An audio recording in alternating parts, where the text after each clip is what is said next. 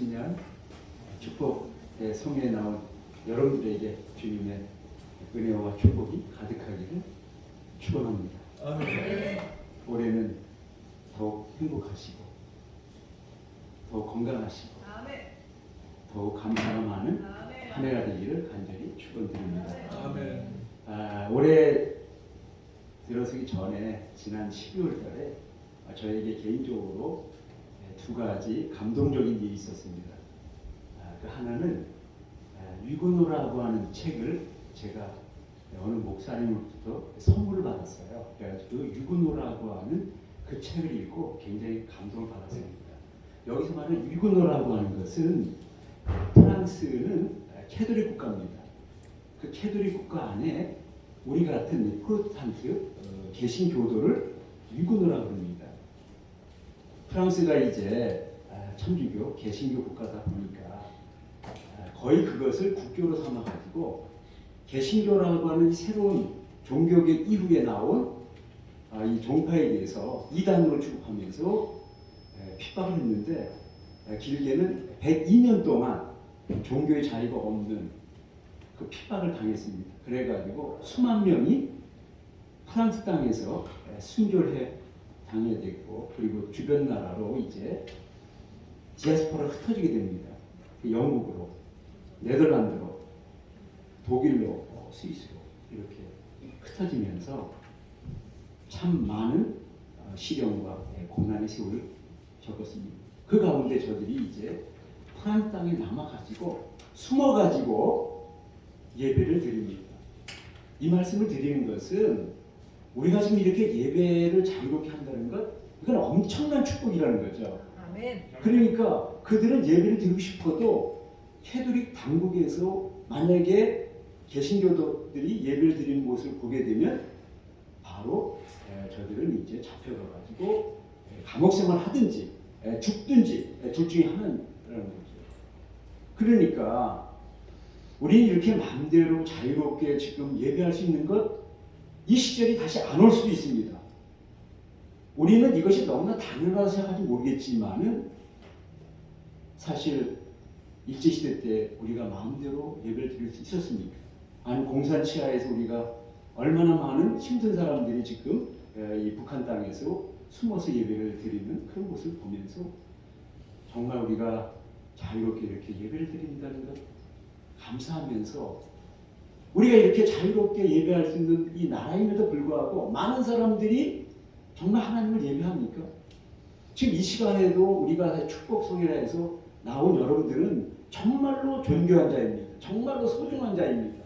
이건 정말로 아무나 누릴 수 없는 은혜 위에 은혜다라고 하는 말씀을 먼저 드립니다. 또 하나는 제가 이제 성탄 전날에 제 아내가 이제 당신이 영화 한 편을 봐서 좋겠다. 그 뮤지컬 영화 영웅이라고 하는 영화가 있습니다.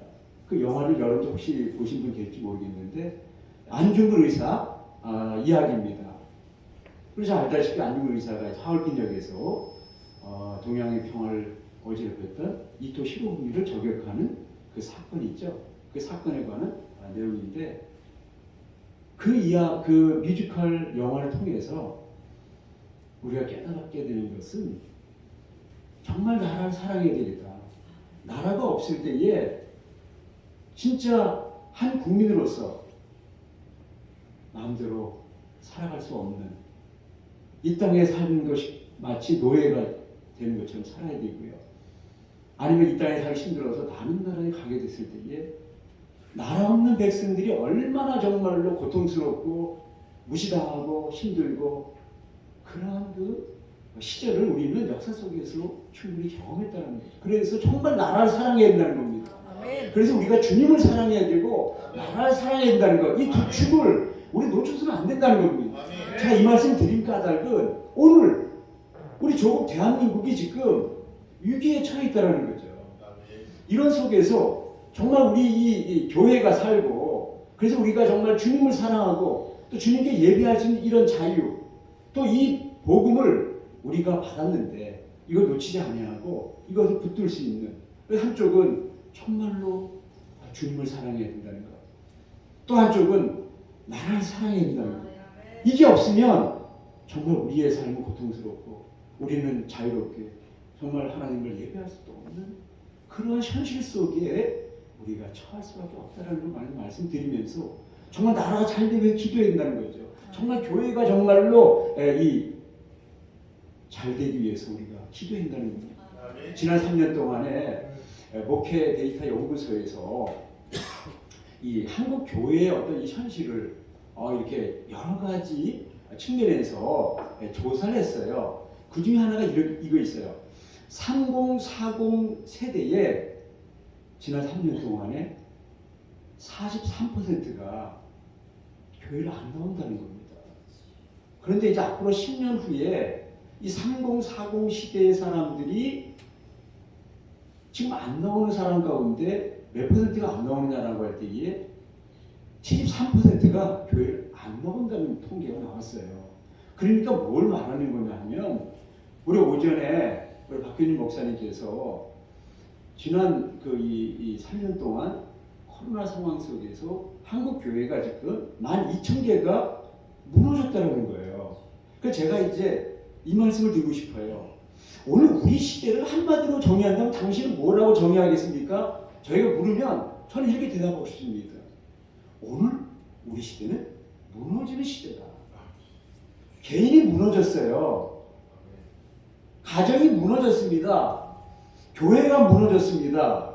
지금 사회가 무너져가고 있어요. 나라도 지금 무너져갑니다. 근데 우리나라만이 아니에요. 코로나 상황이라고 하는 이것이 몇 년 계속되면서 우리나라만이 아니라 러시아 우크라이나 전쟁 때문에 모든 이 경제가 막히면서 유통이 막히면서 세계 경제가 무너지면서 지금 온 세상이 다 지금 무너져가는 시대라는 거죠.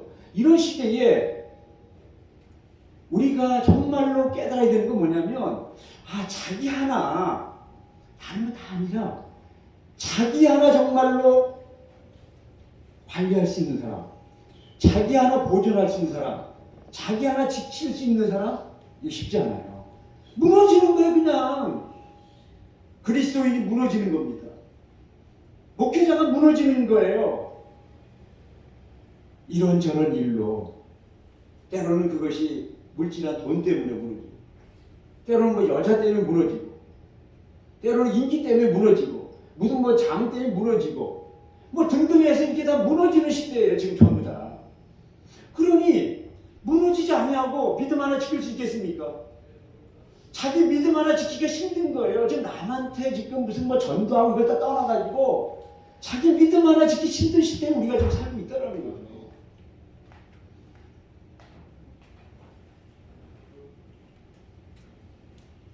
지난 12월 초에 제 동기 목사인 이수역에 있는 방배교회라는 교회가 있습니다.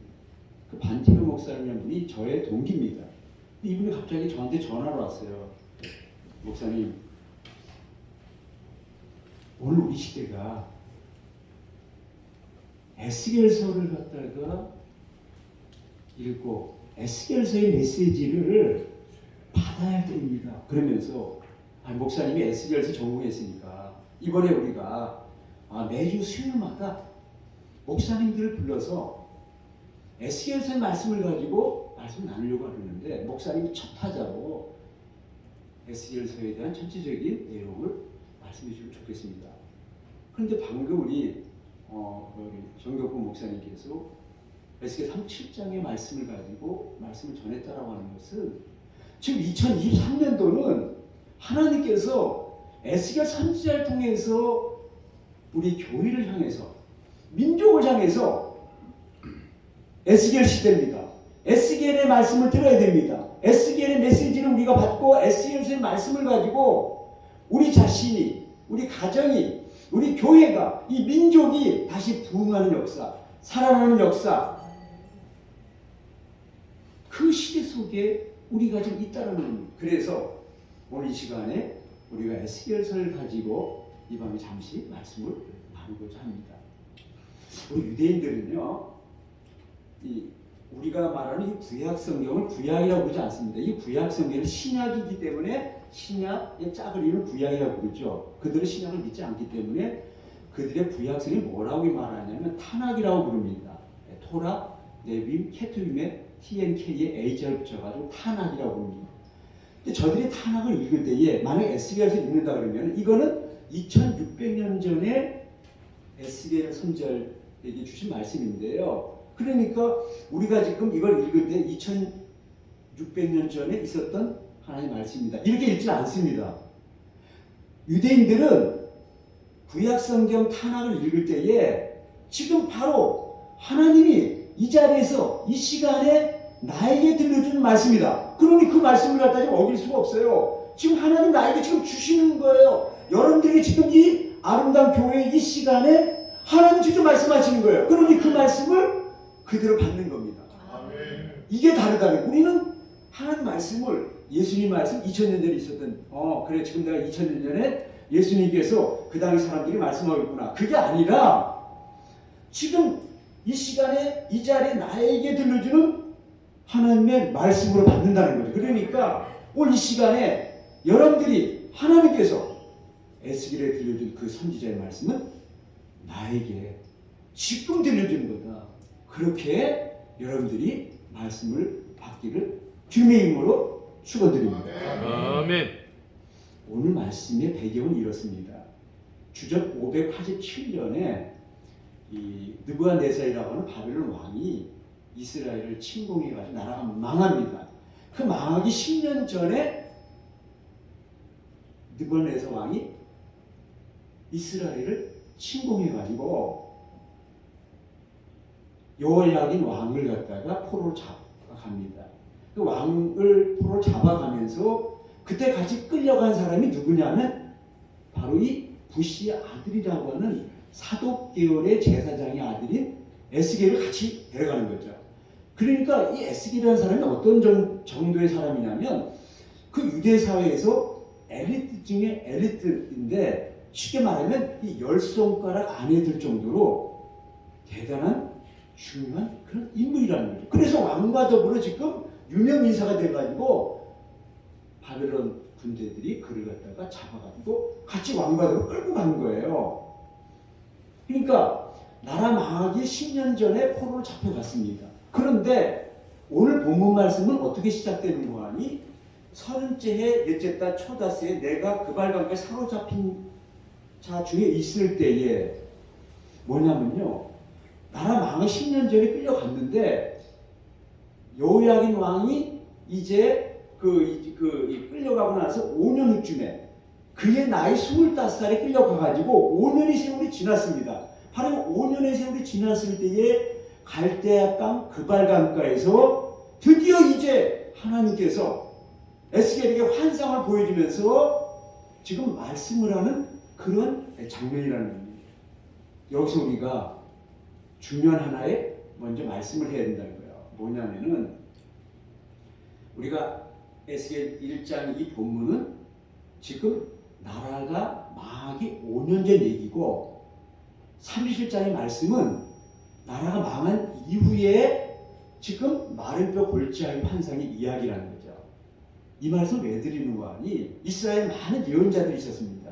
근데 에스겔은 유일하게 독특한 몇 가지 특징이 있는데 그 중에 하나가 뭐냐면 다른 히브리 예언자들은 다 포로기 이전 예언자 아니면 포로기 이후 예언자 이렇게 이제 나눠지는 거예요. 근데 에스겔은 바벨론 포로 이전과 이후를 걸쳐가지고 예언했던 유일한 예언자라는 겁니다. 이 얘기를 왜 드리는 거 아니? 다른 게 아니라 에스겔 선지자가 하나님 말씀을 전했던 이 에스겔서는 나라가 지금 완전히 파국 직전에 있는 그리고 나라가 망한 이후에 그러니까 가장 혼돈스럽고 가장 고통스럽고 가장 절망스러운 상황 속에서 들려주는 하나님께서 그를 붙들어서 선지자로 사용했다는 겁니다. 그러니 에스겔의 메시지는 강력할 수밖에 없다는 겁니다. 그리고 그에게 부여된 그 사명은 단지 예언자 한 사람. 당신 하나 없으면 이 나라에 아무 소망이 없다는 거예요. 당신 하나라도 있으니까 이스라엘 민족이 희망이라도 있죠. 만약에 에스겔 선지자 한 사람을 하나님이 부르시지 않았다면 이스라엘 완전히 꽝입니다. 나라는 망했죠. 성전은 무너졌죠.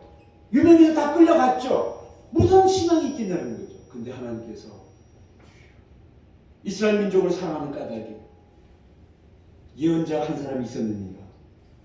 한 사람을 찾았다는 거죠. 한 사람. 그 한 사람이 이스라엘을 살리는 거예요. 한 사람을 찾고 있는 겁니다. 근데 한 사람이 어떻게 했느냐? 새 시대가 와야 되는데 하나님이 하실 일이 있어요. 그리고 사람이 해야 될 일이 있습니다. 그러니까 하나님이 하셔야 새 시대가 오는 거예요. 새 시대는 원한다고 오는 게 아니에요. 하나님이 하셔야 돼요. 또 하나는 하나님이 하시려면 거기서 사람이 해야 될 일이 있어요. 다시 말해 에스겔이라는 한 선지자가 해야 될 일이 있기 때문에 새 시대를 열 사람으로 하나님께서 선지자 에스겔을 불렀다는 겁니다. 지금 에스겔 선지자의 이 상황은 이렇습니다. 시편 137편에 보게 되면 우리가 바벨론 강가 여러 강변에서 시온을 기억하며 울었도다. 바로 이 모습이 유대 백성들, 지금 나라 망하기 직전의 백성들, 그리고 조금 후에는 나라 망한 이후에 이스라엘 백성들의 모습이었다는 거죠. 뭡니까? 슬픔, 절망, 그리고 거기서 나오는 통곡, 비탄. 이것이 바로 이스라엘의 현 추세였다는 겁니다. 그래서 히브리 노예들의 합창이라는 그런 노래가 바로 이 바벨론 포로민의 상황을 노래하는 거죠.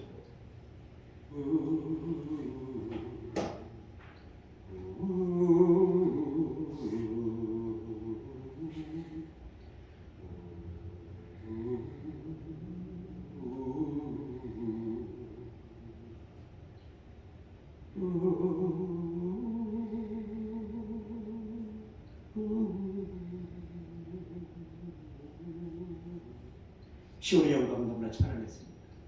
그 찬란했던 시온의 영광이 무너졌습니다. 아무 소망이 없습니다. 그런 속에서 하나님께서 나라 망하기 5년 전에 에스겔 선지자를 이제 부르는데 에스겔은 지금 엄청난 충격을 받았습니다. 왜 충격을 받았는 거 아니? 그가 생각하는 하나님은 팔레스타인 땅에만 있는 하나님으로 알았습니다. 그 하나님은 내가 포로로 잡혀가 있는 이 갈대아 땅, 바벨론 땅에는 계시지 않는 하나님으로 알았습니다. 여기는 찾아오시지 않는 하나님, 내가 아무리 불러도 대답하지 않는 그 침묵의 하나님, 그 부재의 하나님을 그발 강가에서 5년 동안 자기의 고향, 자기 조국을 생각하면서 그걸 향해서 언제나 하늘 향해서 눈을 들고 기도하고 슬퍼하고 눈물 짓고 통곡했습니다. 그러나 그 하나님은 응답하지 않았습니다. 하나님은 안 계시는구나. 내가 예루살렘에서 예배드릴 때 그 하나님은 거기에 계신 줄 알았습니다. 그런데 바벨론 땅에 포로로 잡혀왔을 이 땅에는 하나님은 계시지 않는구나. 침묵만 하고 계신 그 하나님. 그런데 어느 날 갑자기 기적같이 전혀 예상치 못했던 캄캄한 하늘이 갑자기 찢어지면서 하늘이 열린 것입니다. 그리고 하나님이 찾아오셨다는 겁니다. 수레 타고 오셨다는 거예요. 그것을 보는 순간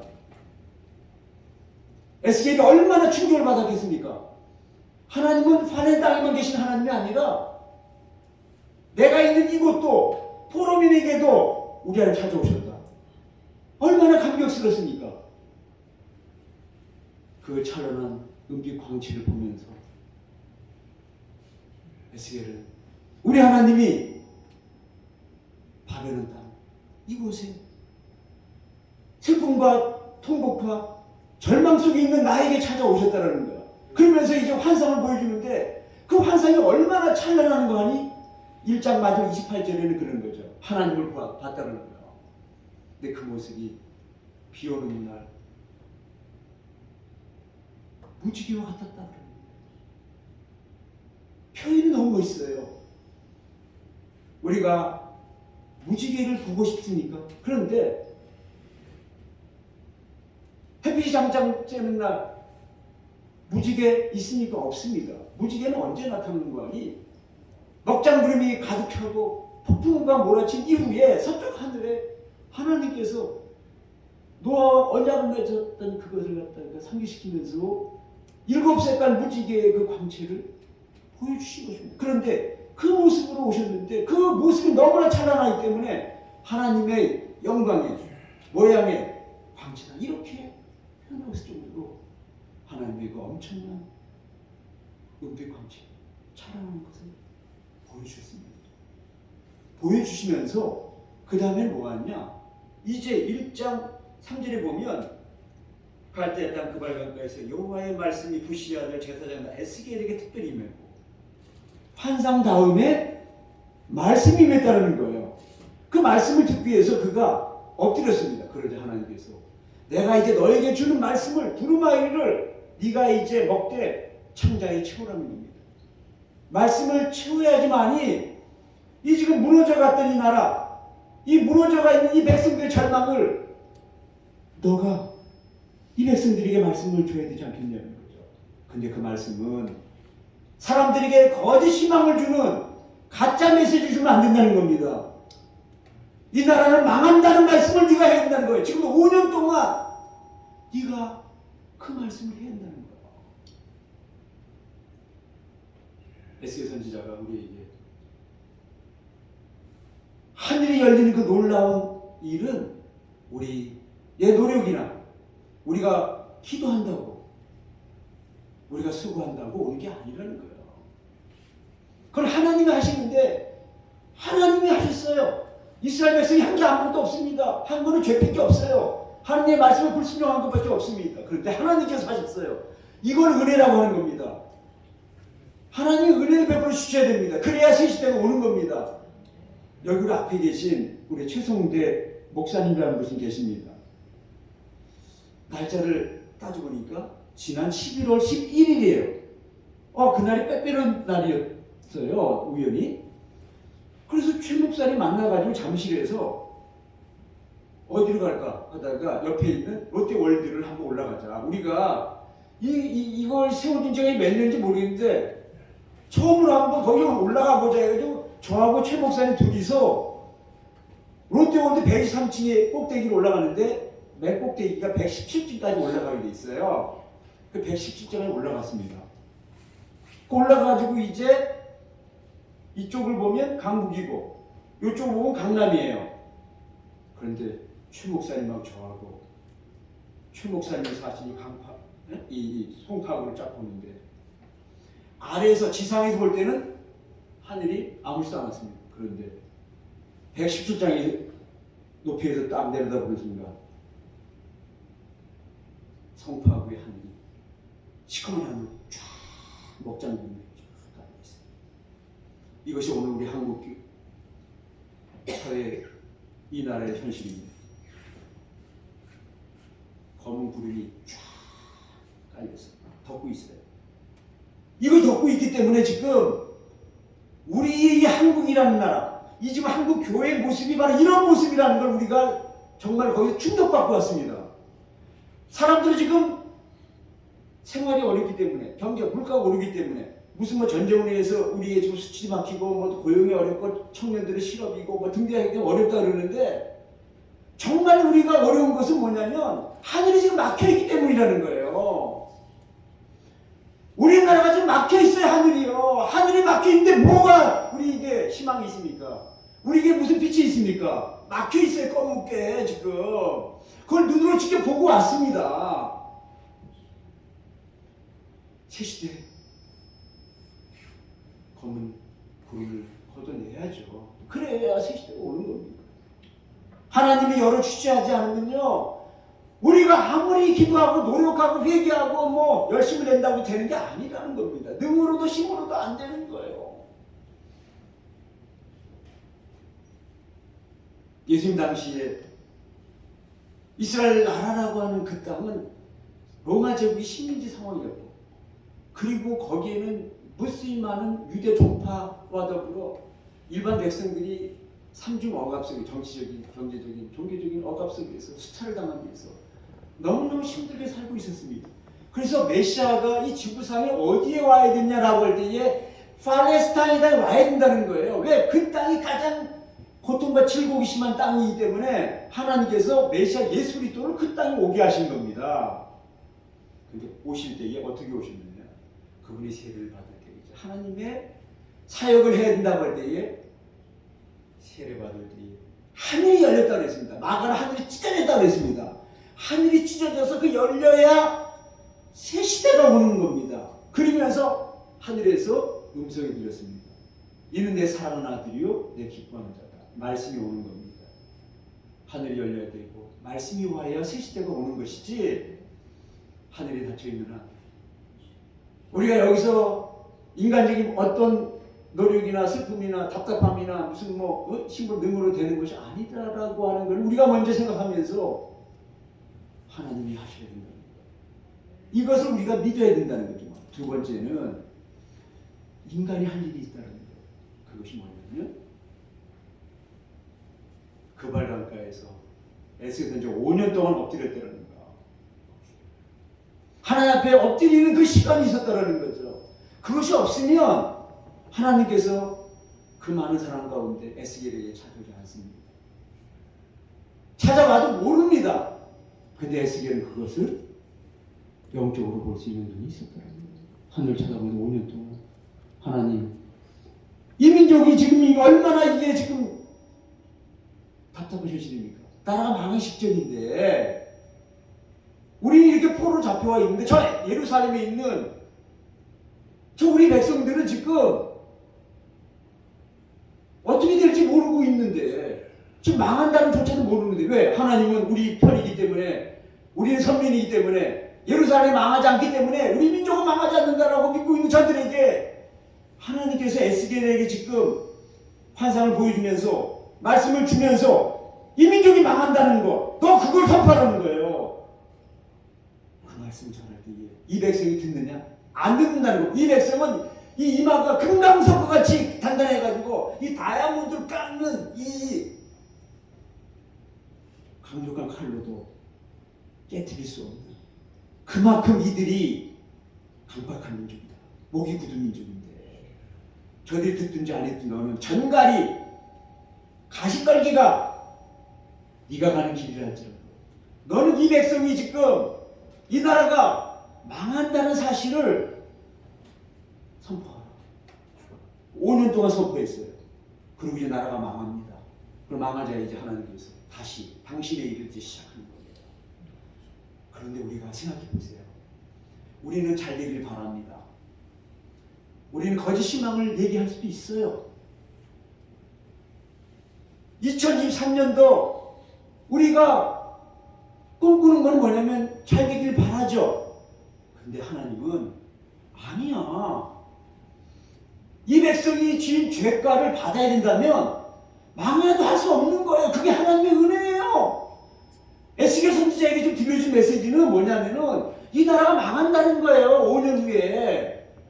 그러니 너는 이 백성이 듣든지 안 듣든지 내가 너에게 말하는 걸 전하라는 거예요. 내가 네 입에다가 이 두루마기 이 말씀을 네 창자에 채워 줄 테니까 너는 그 말씀을 듣고 그 말씀을 이 지금 듣지 않는 사람들에게 가서 듣든지 안 듣든지 그 말씀을 전하라.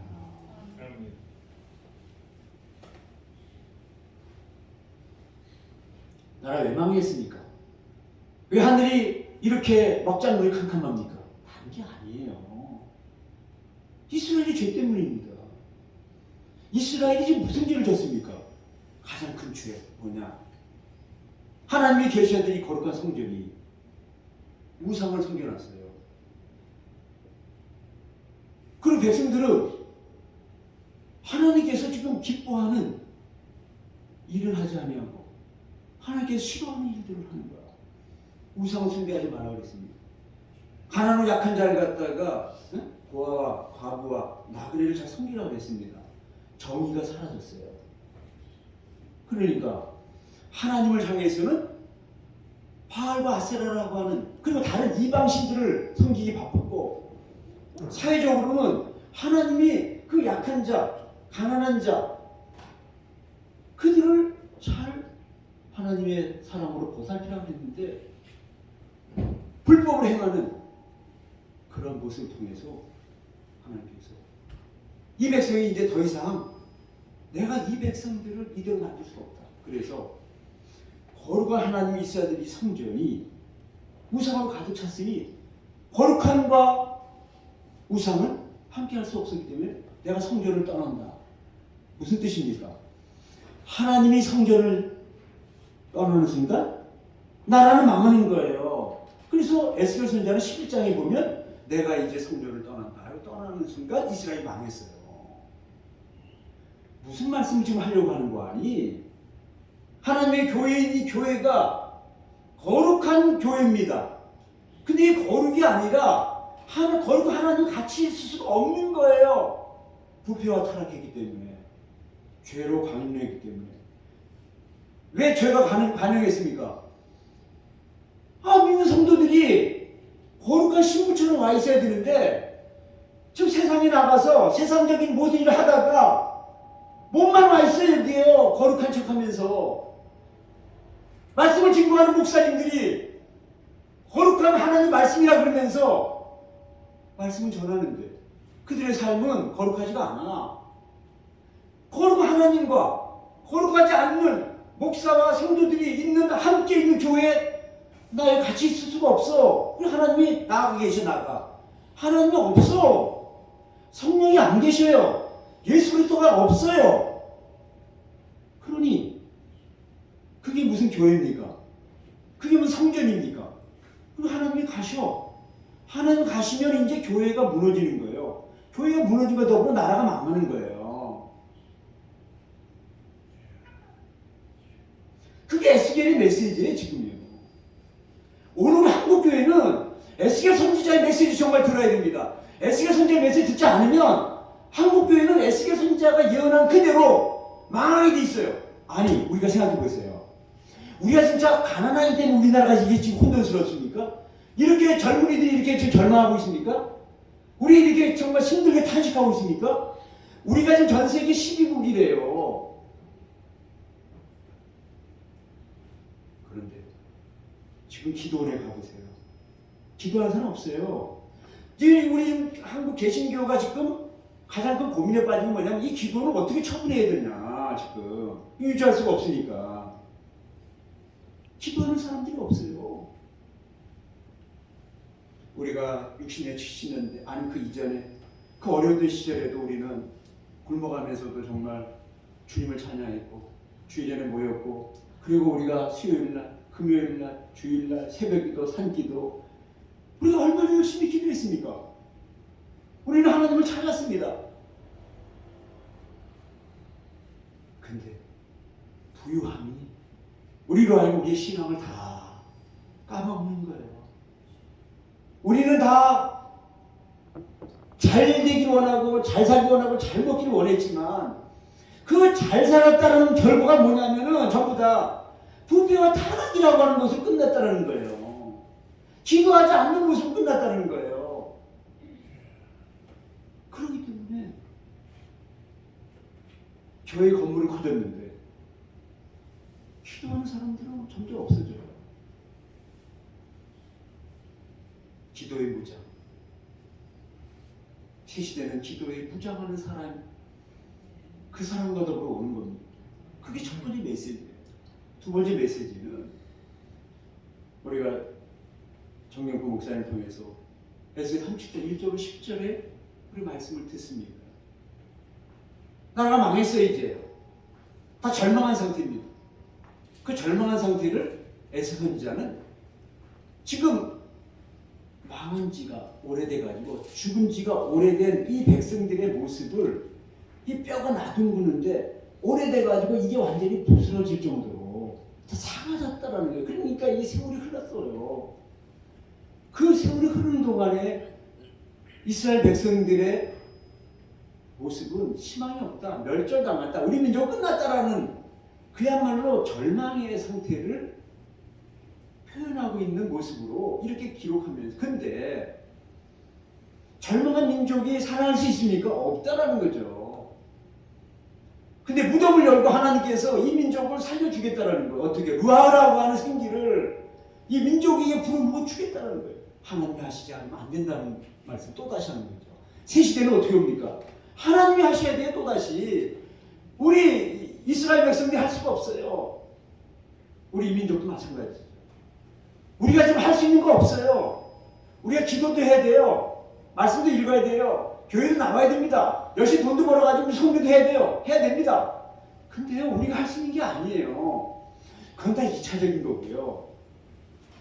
하나님이 오셔야 돼요. 다시 마르베 골짜기에 성령의 바람이 불어야 돼요. 그 생기가 불지 않으면 우리는 소망이 없어요. 이 민족에 소망이 없어요. 근데 참 재미나는 것은 우리가 소망이 없다고 할 때에, 우리가 멸절되었다고 할 때에 그때 하나님이 일하시는 거예요. 왜? 이 민족은 해야 될 일이 있어. 이 민족은 내가 붙든 민족이야.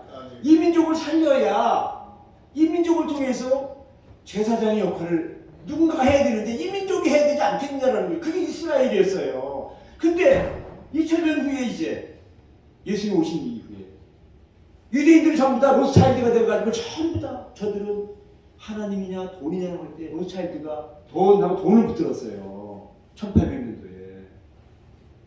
그래서 저들은 유럽의 모든 금융을 석권하자 이 땅에서는 이제 우리 유대인들 갖다가 언젠가는 핍박할 거야. 그러니까 신세계로 가자 해서 미국으로 간 거예요.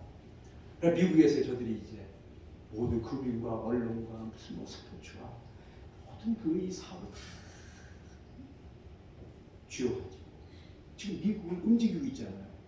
그래서 이스라엘, 너희는 아니야 이제. 너희는 하나님 대신에 돈을 붙잡았잖아. 이제 하나님을 붙들 민족이 있어. 그게 누구냐? 이 지금 병신 같은 나라, 잠자고 고요한 아침의 나라, 이 조선이라는 이 멍청한 나라. 옆에 나라는 지금 근대화를 이루고 있는데 우리는 말이에요, 잠자고 있어요. 그리고 캐톨릭을 핍박이나 하고 있고요. 그 문 닫고 있고요. 이 민족이 불쌍한데, 근데 이 불쌍한 이 민족을 내가 이제 드디어 이 민족을 붙들어가지고 이스라엘 대신할 제2의 이스라엘, 새 제사장의 나라로 삼겠다고 하나님께서 작정을 했습니다. 우리 한 거 없어요. 우리 민족은 잠만 자고 있었습니다. 단과 싸움을 하고 있었습니다. 나라는 망해갔습니다. 하나님이 이제 드디어 하시겠다고. 우리가 안 하는 것, 우리가 못하는 것을 하나님이 하시겠다고 우리 가만히 있는데 그 귀한 선교사님들을 보내줘가 이 땅에서 그 피를 흘려가면서 병들어 죽어가면서 우리에게 복음을 전해주셨던 거죠. 새 시대는 어떻게 옵니까? 하나님이 하셔야 됩니다. 하나님이 하셨어요. 그런데 우리가 할 일이 있다라는 거예요. 그 두 번째 메시지는 뭐냐면은 하나님이 급할 때는 성령의 발을 먼저 불어넣죠. 그래야 이 민족이 망할 때에 1907년에 망하기 직전에 평양 대부 운동을 통해서 먼저 성령 운동을 시작했어요. 하나님이 영의 바람이 먼저 들어가야 돼요. 이 민족이 뒤집어져야 돼요. 그래서 이 민족을 뒤집어 엎기 위해서 나라 망하기 직전에 이 민족이 먼저 이 성령 강림 사건을 통해서 이 민족이 뒤집어지고 나서 그 힘으로 일제 35년을 버텨라. 그거였어요. 그래서 35년 버티려면 이 민족이 성령 받아가지고 이 민족이 그 성령의 힘으로 버텨야 돼요. 그래야 이스라엘 대신할 제2이스라엘로 제사장의 나라로 전 세계의 선교적 사명을 감당할 민족이 되도록 하기 위해서 하나님이 이 민족을 사랑했어요. 그 성령을 보내주신 거예요. 우리가 성령을 어떻게 우리가 모셔올 수 있겠습니까? 우리가 하나님 앞에 무슨 선한 일을 했습니까? 우리가 무슨 노력을 열심히 했습니까? 희망이 없는 민족이었습니다. 그런데 성령께서 이 땅에 바람을 불어주셨습니다. 그리고 선교사님을 보내주셨습니다. 그리고 성경을 번역했어요. 이제 이 민족이 먼저 성령 체험을 하고 난 이후에 그 다음에 이 민족이 두 번째 할 일이 있는데 말씀을 먹어야 되는 거예요. 그래서 이 성령 이 37장에 나오는 루아우의 생기를 넣고 나서 그 다음에 하신 말씀이 고 11절로 13절 그 말씀을 하려고 하는 거예요. 근데 우리는 그건 안 해. 그 앞에 있는 얘기만 해. 성령 바람이 불어오고 난 이후에는 그 다음에 얘기가 뭐냐면요. 에스겔 선지자의 가장 중요한 메시지. 너희가 나를 여호와인 줄 알라. 그 말씀을 하시기 위해서 이 에스겔서라는 책을 쓴 거예요. 너희가 나를 여호와인 줄 알라. 너희가 나를 여호와인 줄 아니라. 이 말씀은 구약 성경 전체에 91번 나옵니다. 91회. 그런데 91회 나오는데 에스겔이 몇 번 쓰는 거 아니에요? 74회를 써요. 81%를 에스겔 혼자 씁니다. 지금 뭘 말하려고 하냐면요. 우리가 예언자라고 하는 선지자들, 이사야, 예레미야, 에스겔, 다니엘 쫙 하는데 선지자들은 똑같은 말을 반복하기 싫어해요. 왜? 이 사람들은 시인 같은 특징이 있어요. 시인들은 똑같은 말을 반복하는 거 싫어합니다. 그래서 언제나 새로운 언어죠. 아주 신선한, 싱그러운 그런 언어로 새로운 언어를 쓰고 하는데 에스겔은 다릅니다. 에스겔이 그 시분이 많은 예언자들 가운데 가장 중요한 특징 하나가 뭐냐면 반복한다는 거예요. 똑같은 말을 반복하는 것. 그것을 갖다가 싫어하지 않습니다. 다른 예언자들이 하지 못했다. 그럼 당신은 왜 그걸 가지고 계속 반복합니까? 나는 유대인으로서 내가 유대민족의 이 영원성은 어디에 있느냐?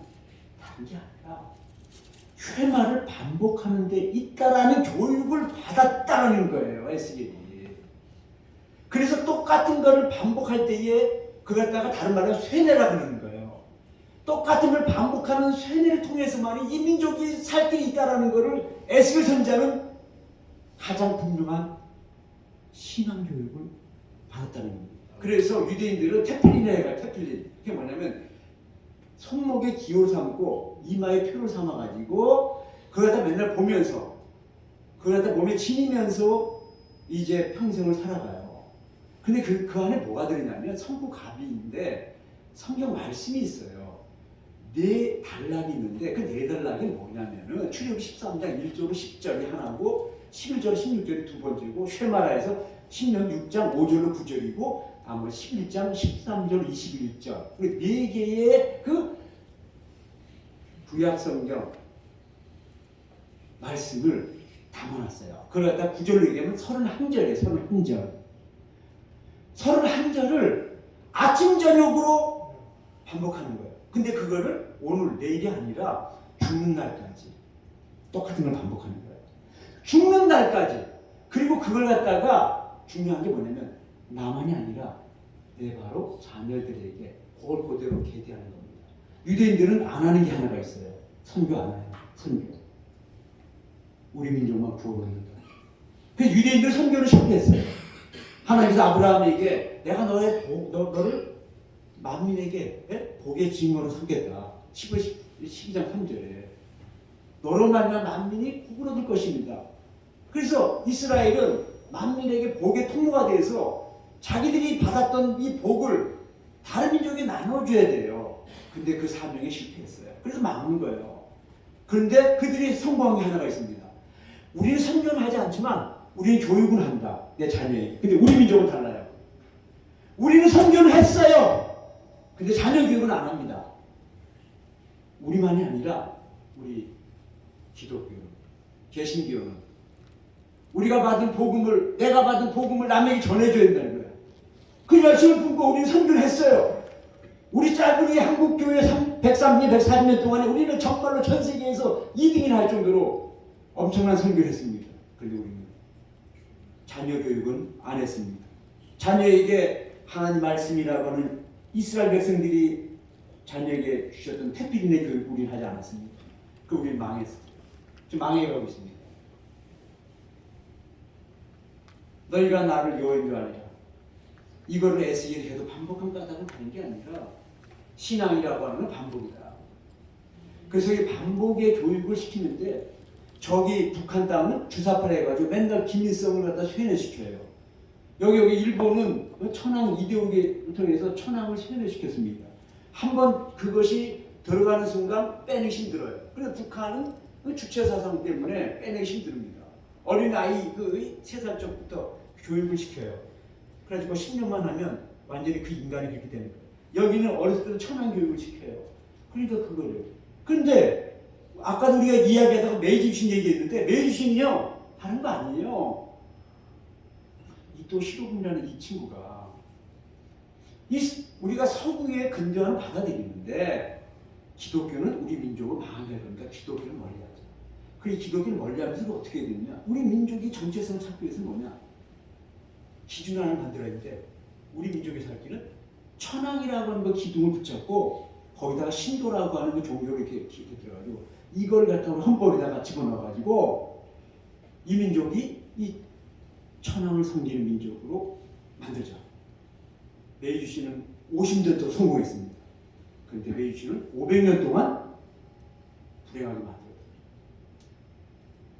그러니까 이토 히로부미는 자기는 메이주시를 통해 가지고 일본 민족에게 우리가 이렇게 정말 강대한 민족이 됐다라는 50년 동안 행복했어요. 근데 저들이 이 머리에 영혼에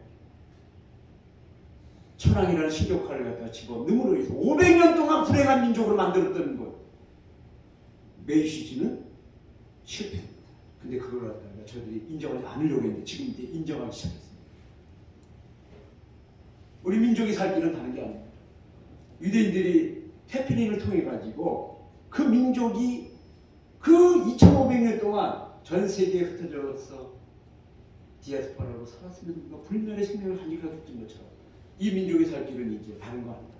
그래서 제가 이제 하나님께서 지난 해에 신앙생 50주년 맞으면서 하나님께 저에게 아잡 운동을 시작하겠습니다. Again Jesus, Again Bible, AJAB, 그 아잡 운동. 그래서 아잡 운동을 시작하면서 우리가 아자부 테피린을 만들어야 된다. 그 아자부 테피린이 제가 이제 요한복음 1장 1절 18절 이게 아자부 테피린이다. 로고스 참가라고 하는 요한복음 1장 1절 18절 그걸 갖다가 이제 매일같이 외우고 죽는 날까지 그걸 외우다 가는 거예요. 대초에 말씀이 계시냐 이 말씀이 하나님과 함께 계셨으니 이 말씀은 하나님이시다. 그가 대초에 하나님과 함께 계셨고 만물이 그로만 지음받으셨으니 지금 하나도 그거 없이 된 것이 없습니다. 그 안에 생명이 있어 이 생명은 사람들의 빛이야. 빛이 어둠에 비치면 어둠이 깨닫지 못한다. 하나님께로 보내심 받은 사람이 있으니 그 이름이 요한이다. 그가 증언을 왔으니 곧 빛에 대해 증언하고 자기 말을 모든 사람이 믿게 하여 합니다. 그는 이 빛이 아니라 이 빛을 증언하고 온 자라. 참빛 온 세상을 참빛이 있었나니 그가 세상에 계셨고 세상이 그로 말하여 지음받았으니 그를 알지 못하였으니 그가 자기 땅에 오면 자기 백성을 영접하지 아니하였으나 영접하는 자 곧 그 이름 믿는 자들이 하나님의 자녀가 권세를 주셨습니다. 이는 혈통이나 육정이나 사람의 뜻 나지 않냐고 오직 하나님께서 난 자들. 말씀 60인데 우리 가운데 거하시면 우리가 그 영광을 보니 아버지의 독생자의 영광을 의뢰하십니다. 요한이 정말 외쳐봐요. 내가 전에 이르기를 내 뒤에 오신 이가 나보다 앞선 것은 나보다 먼저 결정하였으며 한 것이 이 사람을 가르칩니다. 우리가 다 그의 충만하게 받으니 은혜 위에 은혜를 율법은 무엇이라고 하니 주어진 것이요 은혜와 진리는 예수를 통하여 온 것이다. 본래 하나님을 본 사람이 없어요. 아버지 본성이면 독생하신 하나님이 나타내셨느니라. 매일같이 아자부 테피리 1절로 18절만 외우고 있으며 이것이 내가 살 길이고 이것이 우리 한국 교회가 살 길이고 이것이 이 민족이 살 길이다. 그래서 이 아자부 테피리를 밤마다 외우고 죽는 날까지 외워야 되는구나. 이 민족의 살 길은 아자부 테피리 하나님의 이 민족이 요한복음 1장 1절로 18절의 말씀을 외우는 민족이 되게 하옵소서. 그래야만 이 민족이 살고 이 교회가 삽니다. 하나님 아버지여 나의 아버지여 아자부 테피리라는 이 말씀을 이 민족이 이제 교육을 시켜서 이 민족이 영원히 사는 민족이 되게 하옵소서. 말씀 마칩니다. 성령은 바람인데 바람의 힘이 얼마나 강합니까? 바람이 필요합니다. 근데 바람으로 이루어지는 거는 언제나 표적과 기적과 방언과 이런 거예요. 잠시는 좋아요. 초보 신앙이에요. 근데 우리는 그것을 체험하고 나서는 그거에 매여 있어가지고 전부 다 초보 신앙이에요. 우리는요. 성경은 뿌리 신앙이에요. 뿌리가 되어야지만이 거기서 열매를 맺는 거예요. 나무가 되고 열매를 맺는데 그래서 종교교육이라고 하는 건 다른 게 아니에요. 솔라 스크립처예요. 성경으로만. 솔로 스크립투스. 성경이 예수 그리스도가 성경이에요. 그것이 핵심 메시지예요. 그것을 종교교육 했습니다. 505주년 맞는 이때에 종교교육 다시 해야 돼요. 예수 그리스도로 돌아가야 돼요. 앞으로의 교회는 예수가 없는 교회가 될 것이다. 앞으로의 교회는 예수 그리스도가 없는 교회가 될 것이다. 교회는 있는데 예수 그리스도가 없어요. 앞으로의 교회는 말씀은 없어요. 그냥 온갖 잡다한 얘기만 하면 끝나는 거예요. 그냥 하나님 말씀이 없어요. 성경을 들고 오지 않습니다. 이제 영상으로 다 보니까 성경이 필요 없는 시대가 됐어요. 그 습관이 되면서 성경을 이제 안 가져와야 됩니다. 근데 우리는 다시 성경을 들어야 돼요. 성경으로 돌아가야 돼요. 제가 이제 생각하는 게 그거예요. 이 세상에서 영원한 것이 있느냐 두 가지밖에 없어요. 정확하게 두 가지예요. 하나는 하나님의 아들이 예수 그리스도, 또 하나는 하나님의 말씀이 성경 말씀. 이것만 영원한 거예요. 그 다른 게 영원한 게 아무도 없습니다. 가만히 생각해 보세요. 영원한 게 뭐가 있나? 없어요. 영원한 걸 붙들어야 되는데 잠깐 있는 걸 갖다 우리가 붙들겠다고 그거가 없어가지고 난리를 치는 거예요. 그걸 썩어져 갈 것들이 있죠. 영원한 것 두 가지밖에 없어요. 하나님의 말씀이 성경 말씀, 하나님의 아들인 예수 그리스도. 그 두 분밖에 없어요. 그 두 개밖에 없어요. 그래서 아잡을 하자라는 거예요. 그걸 외쳐야 되는 거죠. 그걸 붙들어야 돼요. 그것만이 교회가 살 길이에요. 그것만이 민족이 살 길입니다. 그것만이 우리 신앙을 지킬 수 있는 최소한의 토대가 되는 거예요. 그거 없으면 무너지는 거예요. 전부 다 무너졌다는 거예요. 지금요. 그러니까 다시 예수 그리스도를 붙들어야 된다는 거죠. 다시 성경 말씀을 붙들어야 된다는 거예요. 너무나 당연한 거예요. 근데 당연한 게 그렇게 당연하지 않습니다. 그게 쉬운 게 아닙니다. 그래서 성경 말씀으로 돌아오기 성경을 다시 배워야 된다는 거예요. 성경을 제대로 해석했느냐? 신학교 제대로 배웠느냐? 그 제가 이제 3월달에 하나님께서 이제 요한복음 요한계시록 가지고 이제 종로가 100주년을 가지고 공개 강좌하면서 우리가 그동안에 그 많은 학자들이 요한복음을 얘기했어요. 그 많은 학자들이 연기했는데 하나님께서 외람되지만 빗나갔다. 그러니 나라도 내서서 제가 구약 교수거든요. 나라도 나서서 이제 그 요한복음이 말하려고 하는 메시지의 핵심은 이거다. 요한계시록 말하는 핵심은 이거다. 그것을 해야 된다는 거예요. 그래서 이제 3월 9일부터 10주간을 거쳐가 성경 세미나를 하기로 했습니다. 관심 있는 분들 기도하시고 참여하면 참 좋겠습니다. 아무튼 이제 우리 사랑하는 아름다운 이 교회 신년 축복 대성에 하는 게 거의 없어요 이제. 그런데 이런 자리를 마련했다는 것, 이 교회의 은총이고 축복입니다. 그리고 이 자리에 나온 여러분들은 정말 하나님께서 특별히 사랑해서 이 자리에 보내주신 것입니다. 그 말씀 듣는 여러분들은 너무나 소중한 분입니다. 제가 마음속에 말씀을 전하면서 너무나 기쁘기도 하고요. 여러분 보면서 여러분의 앞길이 정말로 하나님의 은혜 가운데 하나님의 동행하심의 역사가 있기를 주님으로 축원드립니다. 기도하시겠습니다. 알파 오메가 되시며 우리의 기도를 들으시는 하나님 아버지 감사합니다. 저희들이 무엇이라도 그 많은 사람 가운데 하나님의 자녀 삼으시고 2023년 새해를 시작하면서 우리가 신년 축복 대성회로 이렇게 모이게 하시니 감사를 드립니다. 오늘 우리 시대를 에스겔 시대에 정말 눈물골짜기 같은 이 시대입니다. 눈물에서 이제 예레미야가 탄식했던 그 시대가 바로 오늘 우리들의 시대입니다. 얼마나 많은 사람들이 코로나에 죽어갔습니까? 얼마나 많은 사람들이 이 전쟁을 위해서 아버지 하나님이 죽어갔고 또 피난민으로 어렵게 생활하고 있습니다. 그리고 전 세계가 경제가 무너져서 사람들이 얼마나 큰 고통을 당하고 있나이까. 그런데 정말로 무너진 것은 우리의 영적인 모습이 무너졌습니다. 아버지 하나님 하늘을 올려보면 먹장구름이 하나님과 우리 사이를 가로막고 있나이까. 이것을 걷어가야 되겠는데 우리가 할 수 없사오니 하나님께 새 시대를 열어주시옵소서. 그리고 우리는 새 시대를 막기 위해서 우리의 눈을 하늘 향해 들게 하시고 기도하게 하시고 말씀 붙들 수 있도록 인도하여 주시옵소서. 거기만 우리 자신이 살 길이요 이 교회가 살 길이요 이 민족이 살 길이 거기에 있사오니 우리 하나님이여 우리의 기도를 들으시고 우리 하나님께서 저희들을 통해서 새 시대를 열어갈 수 있도록 축복하여 주옵소서. 성은 무너졌습니다. 하나님께 성을 쌓을 사람은 찾고 있고 무너져버린 성을 갖다가 설 사람 한 사람을 주님께 찾고 있사오는데 여기 있나이다. 하나님 앞에 나설 수 있는 그 한 사람이 여기 있는 사랑하는 성도 한 사람이 될 수 있도록 축복하여 주옵소서. 이 성회가 마칠 때까지 우리 하나님 인도하여 주옵소서. 주 예수 그리스도 이름으로 기도합니다. 아멘.